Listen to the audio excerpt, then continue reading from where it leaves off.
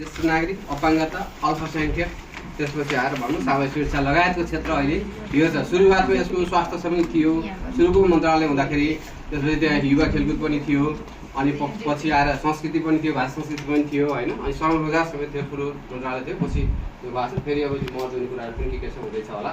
अहिले हेर्दाखेरि हामीलाई 20वटा कामहरू छन् अहिले होइन। मैले भनेको हजुरले जहाँ पनि पाउनुहुन्छ हाम्रो वेबसाइटमा राखेको छ, जहाँ पनि छ 20वटा। यो स्लाइड पनि तपाईँले चाहियो भने दिइहाल्छौँ। 20वटा चिजहरू राखेको छ, एउटै स्लाइड राखेको। यसमा शिक्षाका 8वटा कार्यक्रम छन् होइन। त्यसको विशेष गरेर एकल अधिकार भएका शिक्षाका उच्च शिक्षा, विश्वविद्यालय, पुस्तकालय, अभिलेखालय भएका एकल अधिकारभित्रका क्षेत्रहरू। बाँकी विज्ञान प्रविधिको साझा अधिकार छ सङ्घ र प्रदेशको, त्यो छ। त्यसको क्षेत्रमा 5-7वटा एक्टिभिटी राखेको छ। त्यसै गरी महिला, बालबालिका, ज्येष्ठ नागरिक, बाल सबैमा फेरि अर्को 8-10वटा छ। अर्को सिपमूलक तालिम भनेर यो 20वटा क्रियाकलाप एक्टिभिटीहरू हाम्रो प्रदेश सरकारको कार्यविधानभित्र हामीले काम गर्छौँ। हाम्रो यो भित्र जे काम